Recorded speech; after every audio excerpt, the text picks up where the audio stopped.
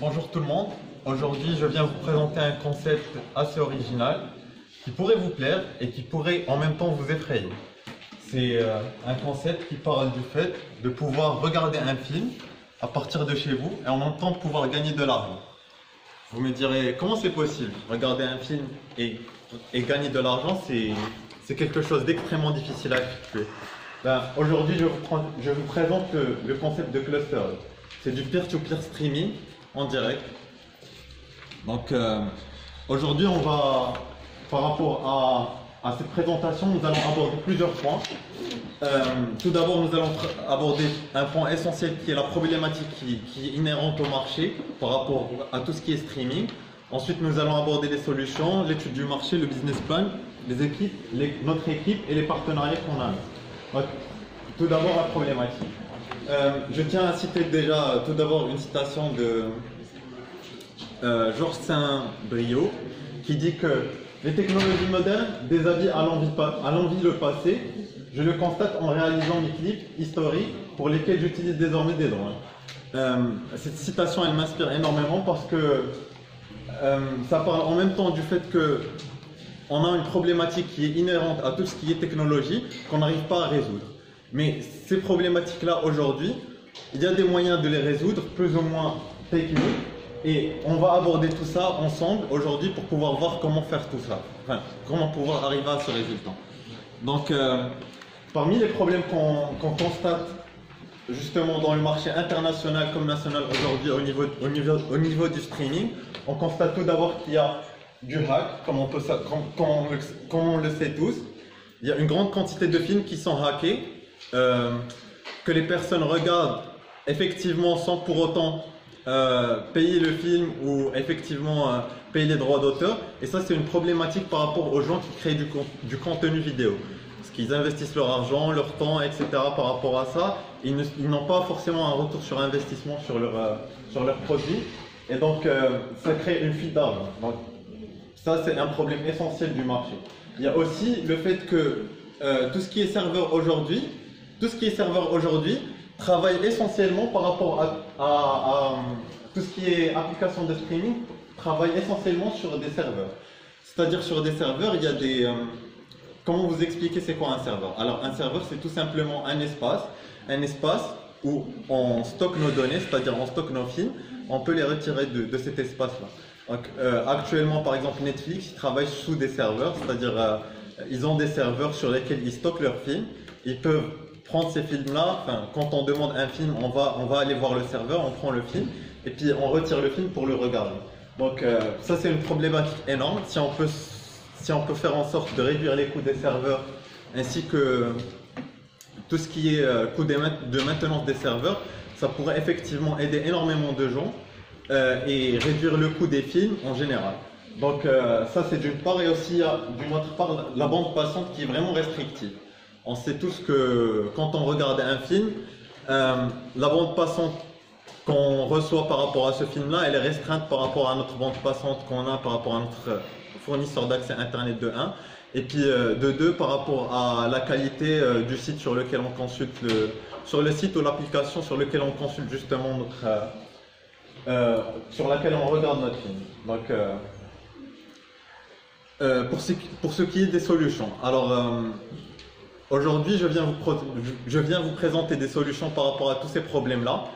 C'est des solutions qui sont plus ou moins originales, mais qui restent difficiles à implémenter dans la mesure où il reste quelques détails techniques qu'il faudra aborder plus en détail. Donc, je ne dirais pas que tout est maîtrisé à 100%. Les technologies dont je vais parler sont des technologies très récentes, qui viennent d'apparaître en 2017-2016. Et c'est des technologies qui sont toujours en cours de développement, mais qui sont envisageables d'ici une ou deux années. Donc c'est quelque chose à voir, à développer et à suivre en détail pour pouvoir justement y arriver. Donc comme j'expliquais, ça c'est un schéma qui explique comment généralement on regardait des films en streaming avant. C'est-à-dire il y avait des utilisateurs, ils étaient tous connectés à un serveur et tous les utilisateurs ils regardaient sur le serveur. Aujourd'hui, on veut passer sur une application, une approche décentralisée, c'est-à-dire qu'il y a plusieurs utilisateurs, mais ils sont tous reliés entre eux sans qu'il y ait un serveur central qui détienne l'information. Ça permettrait, entre autres, le fait que on n'ait plus besoin de serveurs pour pouvoir justement regarder des films. Ça réduirait énormément de coûts, réduirait les coûts des films. Donc ça, c'est d'un côté. Ensuite, notre approche, c'est que lorsqu'on regarde un film, actuellement, quand on regarde un film sur cette plateforme-là que l'on propose, qui est Clusterhub, le film actuellement, on ne prend de chez les autres utilisateurs qu'une partie du film. C'est-à-dire, par exemple, moi j'ai le film, et il y a 50 autres utilisateurs qui veulent regarder le film. Donc les 50 autres utilisateurs qui veulent regarder le film, ils vont venir prendre le film de chez moi. Parce que moi j'ai déjà le film sur mon ordinateur ou sur mon ordinateur. Donc généralement ils vont venir prendre le film, ils payent la partie du film qu'ils prennent de chez moi, ils me payent. Et puis d'un autre côté, moi quand je veux regarder un film, ben, je vais le prendre chez d'autres utilisateurs et je les paye à mon tour. Donc ça c'est l'idée même du peer-to-peer, sauf que cette fois c'est légalisé. C'est de façon à ce que ça soit complètement légal.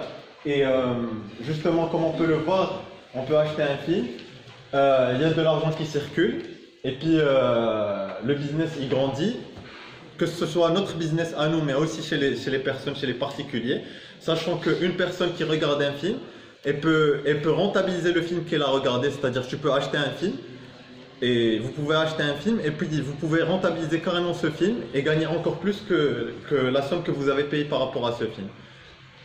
Ça, c'est un côté très positif par rapport à l'application, c'est-à-dire que pour un utilisateur lambda, demain, il pourra regarder un film et aura possiblement le potentiel de pouvoir, comment dire, gagner de l'argent en plus de l'argent qu'il a investi sur le film pour le regarder. Donc, c'est la dernière étape, get your money back. Donc, par rapport à tout ça, il y a des problématiques inhérentes qui vont survenir très rapidement.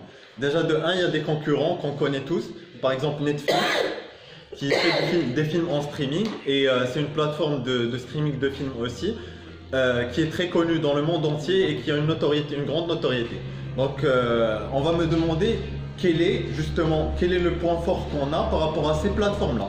Le plus gros point fort qu'on a, c'est qu'on a une grosse économie non seulement de la bande passante, mais en plus de ça, on a une économie sur les serveurs. On n'a pas à gérer des serveurs, c'est-à-dire nos coûts sur les films. Les coûts qu'on a sur les films, ils sont marginaux. Ça, c'est d'une part. Mais d'autre part, comme il est indiqué ici sur ce slide, c'est que l'industrie du streaming, elle vaut aujourd'hui 50 milliards de dollars. Ça veut dire qu'il y a potentiellement 50 milliards de dollars d'argent qui sont là, ici, présents, en ce moment dans le marché, qui sont inexploités, justement par faute d'exécution d'idées ou par faute de moyens.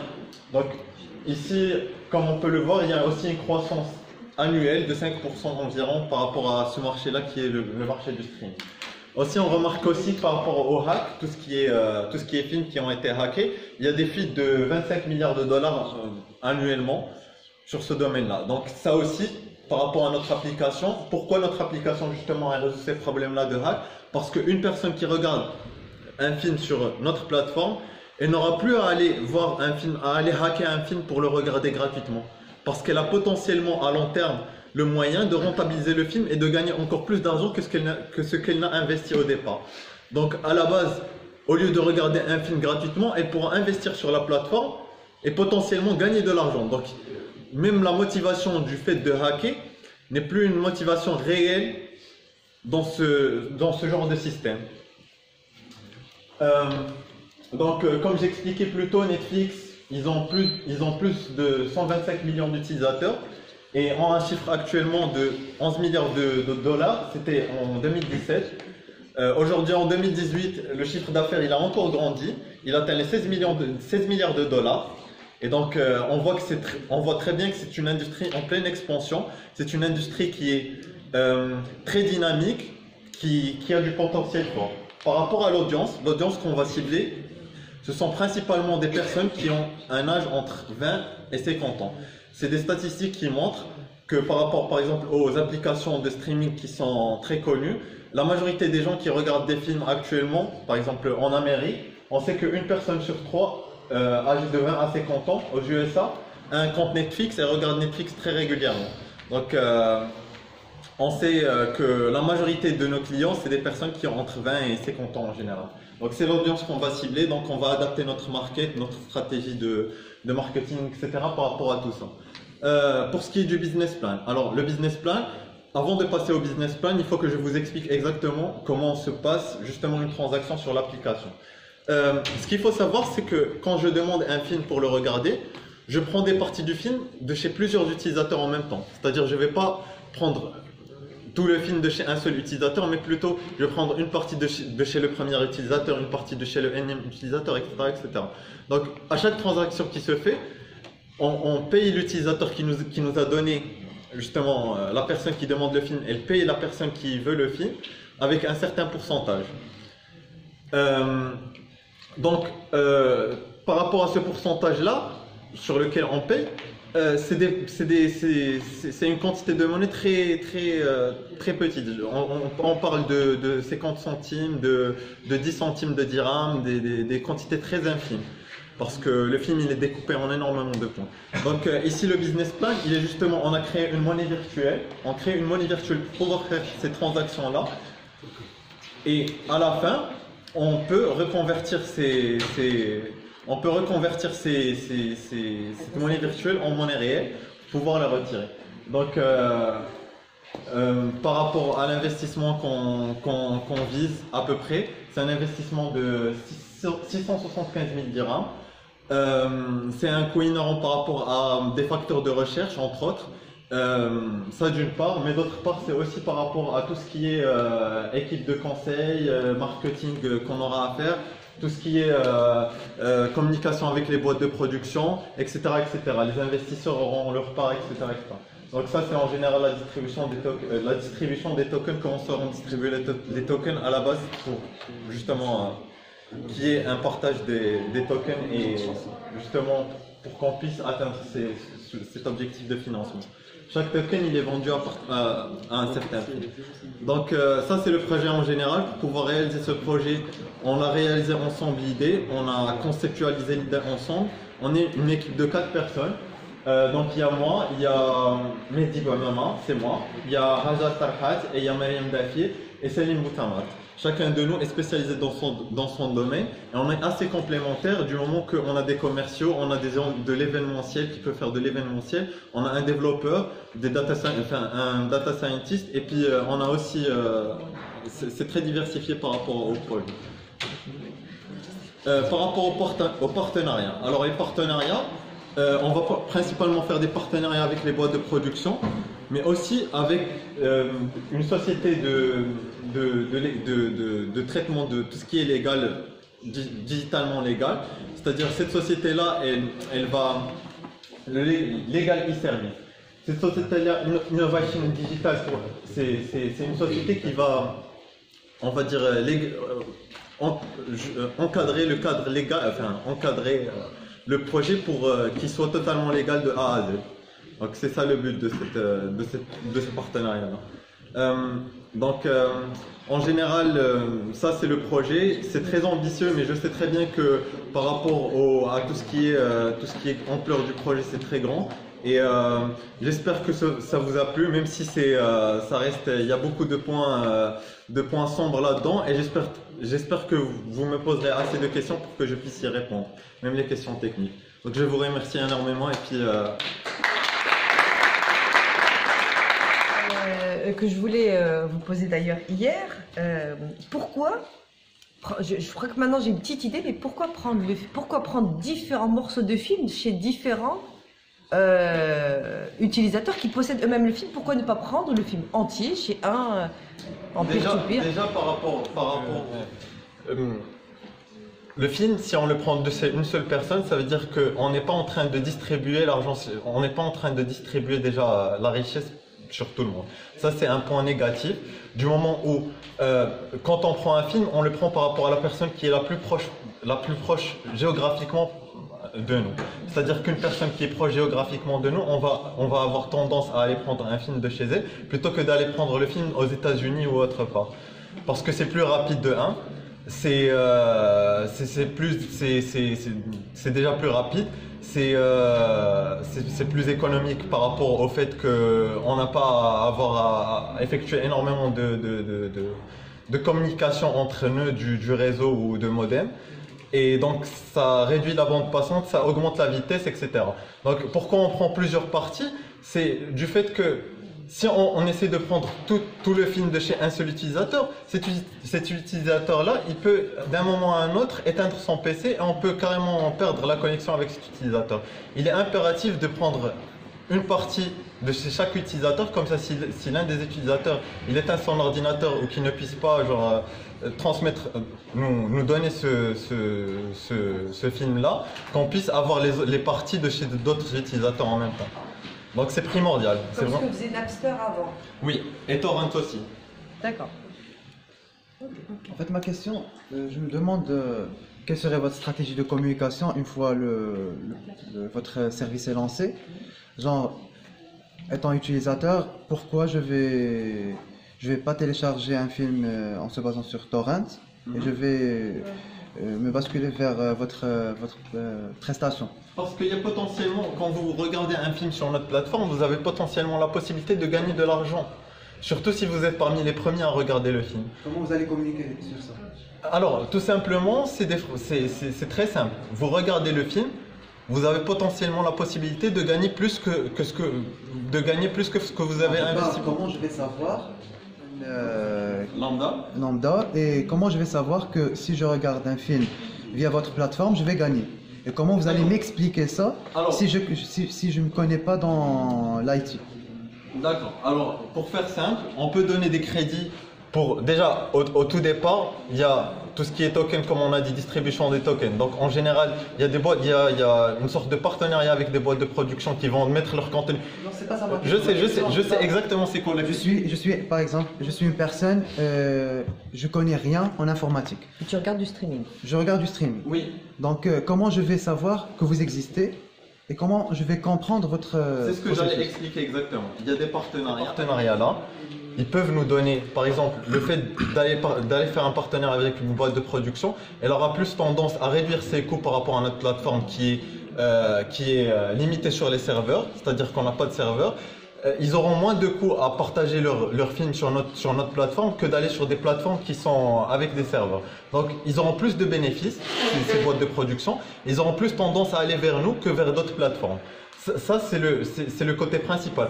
Après, il y a le côté de la notoriété. La notoriété, c'est ce dont vous êtes en train de me parler, c'est comment vous allez savoir. Alors, si on a des partenariats avec des boîtes de production de films, alors forcément, ces films, les boîtes de production, on pourra trouver des arrangements avec eux pour qu'ils puissent nous faire des publicités directement ou indirectement par rapport à notre application. Parce que ça les arrange d'un côté à eux aussi. Ils y gagnent parce qu'il n'y a plus de serveurs, il n'y a plus de coûts de maintenance des serveurs, il n'y a plus d'ingénieurs réseau sur les serveurs, etc. etc. Donc, c'est les boîtes de production qui vont faire une partie du travail. Et nous, d'un autre côté, par rapport à notre token qu'on aura, on va faire un travail de marketing et puis de communication par rapport à ça sur tout le net, sur des publicités Facebook, Google, etc. pour pouvoir atteindre le maximum de personnes possible. Et étudier ça en détail, comment atteindre à partir d'un site initial, comment atteindre le maximum, comment faire en sorte que l'opinion se spread effectivement dans une population donnée de façon optimale. Et votre projet est intéressant. C'est quelque part, surtout quand on regarde aujourd'hui au niveau du Maroc, au niveau de Casablanca, il y a le nombre de salles de cinéma qui diminue de plus en plus. Il n'y a pas de... Maintenant, la première question juridiquement parlant, qui se pose, c'est la question de la propriété intellectuelle. D'accord. Vous savez que ce produit culturel, il est couvert, il est protégé par les conventions sur la propriété intellectuelle et vous ne pouvez pas faire du commerce, du business comme ça avec plus. Pour vous, même le client peut être un commerçant de film. Parce que plus il envoie, plus il gagne de l'argent. Et donc c'est une manière de... Et ça, c'est un peu, ça pose un problème éthique. Ça pose aussi un problème juridique. Donc vous dites que vous allez être accompagné par légal et service. Donc c'est un coût supplémentaire. Légal et service, est-ce que... Troisième remarque, c'est que pourquoi vous êtes basé sur une étude américaine entre 20 et 50 ans? Pourquoi est-ce la cible entre 20 et 50 ans? Sachant aujourd'hui au Maroc, par exemple, les dernières statistiques du ACP sur la population marocaine, on est dans la tendance de vieillissement. C'est-à-dire le vieillissement, c'est-à-dire que l'espérance de vie au Maroc augmente. Les gens vivent un peu plus longtemps. Pourquoi à partir de 50 ans, s'ils vivent encore 25 ans, 30 ans, ils ne vont pas voir de film? Est-ce que le film ne peut pas être un instrument aussi au service de cette population de troisième âge? Voilà. Alors, je commence par la dernière question et je remonterai vers la première question au fur et à mesure. Donc, par rapport à la dernière question, quand on a dit qu'on ciblait une audience, c'était pas exactement qu'on ciblait que juste cette audience-là, elle puisse regarder les films et que les autres audiences, elles ne puissent pas. C'est effectivement La majorité de notre audience est entre 20 et 50 ans. Si on ne donne pas une marge d'âge, ça va être pas très spécifique. Mais d'après les statistiques, c'est la majorité des personnes qui regardent des films en streaming, c'est entre 20 et 50 ans. Cela ne veut pas dire que les personnes âgées de moins de 20 ans ne voient pas du streaming, pas du tout.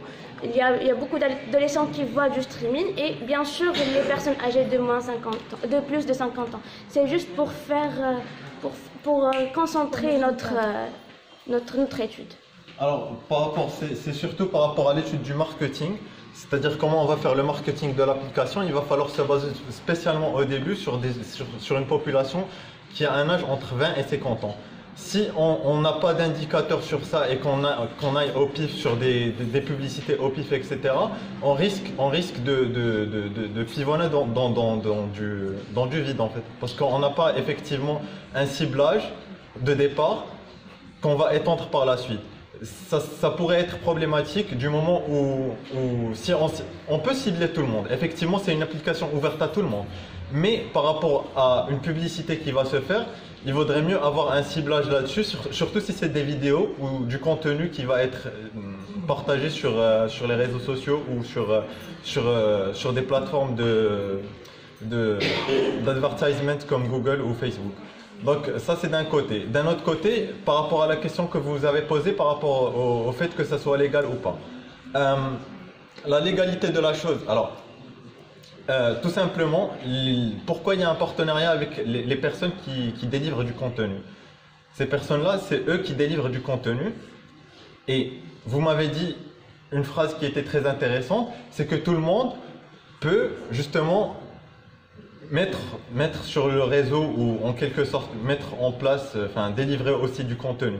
Alors, ce que je voudrais juste souligner là-dessus, c'est que ce n'est pas tout le monde qui peut mettre du contenu sur le réseau. Il y a seulement les personnes qui sont certifiées ou qui ont des comptes spéciaux qui peuvent mettre du contenu sur les réseaux.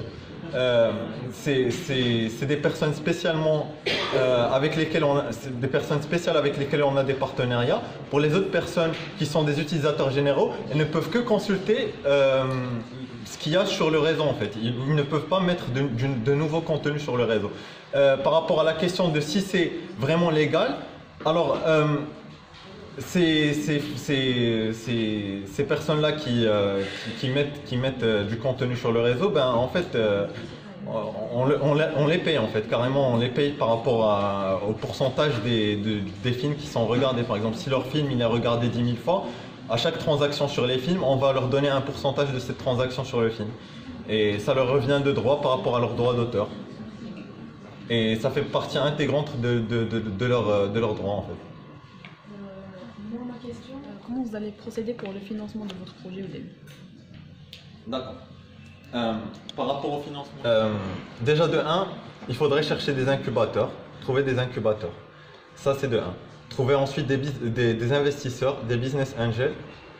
Et puis essayer de mettre en place déjà une équipe solide par rapport à tout ce qui est technique, etc. aussi. Et finalement, une fois que tout ça est mis en place, ben, suivre les conseils avoir des conseillers, puis regarder tout ce qu'il y a autour de ça, puis étudier la chose très en détail pour ne pas se rater là-dessus. Donc, niveau investissement, il y a soit les business angels, soit les venture capitalistes. Les venture capitalistes, ils sont beaucoup plus inaccessibles. Quoique avec il y a des incubateurs spéciaux qui peuvent mener vers des ventures capitalistes, mais ça reste assez... Alors moi, je trouve tout ce qui est ambitieux et une certaine envergure internationale, puisque les clients d'Alcom, ce sont les 7 milliards d'habitants de la planète. Ça, c'est une bonne chose. Aussi, vous favorisez en quelque sorte quelque chose qu'on appelle le green tick. En fait, comme vous le savez, les serveurs de calcul ADA, ça consomme beaucoup d'énergie, beaucoup de CO2, c'est de la pollution. C'est l'intérêt du peer-to-peer, c'est d'utiliser la puissance de calcul éparpillée là où on n'utilise pas la machine. Si on laisse la machine bien en veille, vous pouvez utiliser avec la machine pour rendre un service qui est par exemple le partage du flux. D'une part, et je vous remercie d'une chose, c'est pour que vous m'avez soufflé une idée de recherche sur le cloud computing en fait, mais version peer-to-peer. Donc c'est une bonne chose. Néanmoins, en fait, la solution d'Alcom, il est un peu trop technique. Les logiciels de peer-to-peer qui existent maintenant, il en existe plusieurs. S'il y a un film que vous voulez télécharger, vous pouvez le visualiser aussi. Il y a qu'un autre قضية. Donc, un lecteur vidéo, une section qui est téléchargée, vous pouvez. Le concept d'Alcom, il est très intéressant, c'est avec le fait que le client il gagne de l'argent. Ça s'appelle comment? Économie solidaire ou la circulaire ou la charge Non, c'est pas d'économie solidaire. C'est une économie matérielle. Là, c'est pas, tu ne produis rien. Tu regardes un film et tu as. C'est un peu de rente. C'est beaucoup plus de rente que de l'économie solidaire. C'est pas le même concept. En tout cas, c'est collaboratif. Le concept, il est bon. Et green, question en fait. Avec le client, il va gagner de l'argent la question de convertibilité en fait, un token il est à 0,5. D'une part. Le client, est-ce qu'il va payer un abonnement flous عاد باش انت كدير ليه لا كونفيرسيون ولا من الاول كيدخل لا بلاتفورم يتيليشارج وكيربح اش غتربح انت شنو هو لو موديل ديالك ما فهمتش. Tout simplement, le système, si on analyse bien le système, si on comprend bien comment ça marche, à chaque transaction, on retire des pourcentages. C'est-à-dire quand un film il est regardé, il y a un pourcentage qui est retiré pour aller vers les droits d'auteur, un autre pourcentage qui revient vers nous. Ça veut dire que le système il est déficitaire en général. Ça veut dire que là, en totalité, quand on regarde, il y a une perte d'argent qui va chez les délivreurs de contenu et chez les développeurs. Donc le déclencheur, je vais sur la plateforme. Oui. Je vais souscrire à un abonnement. Là, je vais acheter un Smitha. Donc je dois payer de l'argent. Vous la convertissez en token. C'est exactement ce qu'il y avait sur ce point. Il y a des tokens qui sont distribués. Et ces tokens-là qui sont distribués, ils sont vendus en quelque sorte, mais à des prix très attractifs par rapport à ce que vaut l'application plus tard, ce que vaudra l'application plus tard. Donc en gros, c'est distribué dans le marché. Et c'est fait de telle sorte à ce que ça puisse nous rapporter de l'investissement de 1, un investissement de départ pour commencer. Après aussi, il faut voir par rapport aux plus gros investisseurs, comme on a dit, les business angels, les venture capitalistes. Mais ça, c'est déjà un investissement de départ pour commencer. Si on a un prototype de base pour commencer, etc. Après, pour grandir, c'est autre chose. Mais pour commencer, on peut commencer avec ça. Donc, les tokens qu'on a, ils sont distribués chez les gens. On les vend à des prix très attractifs par rapport au marché. C'est-à-dire des prix ramzin. Oui. Quand on voit le prix, fort. 0,5 dirhams. On dira, parce que là, une monnaie virtuelle, pouvez voir, pas prévoir la fluctuation, par exemple avec le Bitcoin, les gens qui disent 300 dirhams ou qui disent 1,5 million. Alors à un certain moment, comment vous allez gérer ça? مثلا انا غادي نشري توكن ب 300 درهم واحد شويه غيولي يدير 6000 درهم غتولي حتى لي خاسر. Le token il ne fluctue pas dans son prix. Il y a juste des C qui sont au tout début qui sont pas chez le marché. Une fois que les tokens ils sont distribués dans le marché, et leur prix il stagne, il ne varie pas en fonction du temps. C'est juste pour distribuer le token au début, il est en C. Une fois qu'on a vendu, qu'on a eu notre investissement pour commencer le projet, après c'est plus le token, il n'est plus son prix ne varie plus. Et pourquoi ne pas diversifier les films? Au lieu de se focaliser à les films, autre chose que les films, puisque la plateforme elle est là. Le principe c'est que le client il va utiliser le service et il va gagner de l'argent. Là, arrête les films. Il peut télécharger des jeux, il peut télécharger. Donc.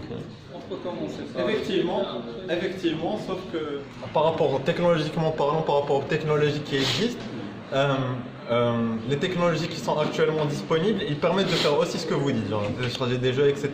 Sauf qu'il va falloir aussi contrôler tout ce qui est jeu, contrôler l'accès à ça, faire en sorte que ce ne soit pas tout le monde qui puisse partager dans le réseau, etc. Et ça, c'est une tâche qui ne fait pas partie justement du business model qu'on est en train de développer. Alors, tout simplement, si on veut que notre réseau il ne soit pas pollué de contenu qui n'est pas approprié ou adéquat, il faudrait contrôler le contenu qui y passe. Pour contrôler le contenu qui y passe, on fait des partenariats avec les délivreurs de contenu. Donc, ça, c'est d'une part. Donc, si on laisse tout le monde mettre sur notre plateforme, par exemple, des jeux, etc., ça ferait diversifier énormément notre plateforme. Effectivement, c'est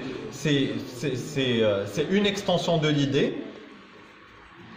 Possible, totalement possible et envisageable dans le futur, mais pour le moment, il va falloir aussi négocier par rapport, c'est énormément de travail qui est départagé entre les délivreurs de contenu et les délivreurs de jeux. Si on va sur les autres, les cours aussi, c'est possible par rapport aux cours, c'est possible par rapport à énormément de choses.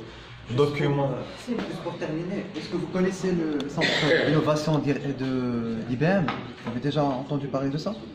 Non. En fait, ils sont vraiment intéressés par ce genre de projet de développement IT. C'est un centre qui peut vous accompagner vraiment de façon très ponctuelle. Il suffit d'avoir une présentation bien faite dans un support. Et je peux vous mettre en contact avec le centre dès demain si vous voulez. Bon courage. Bravo.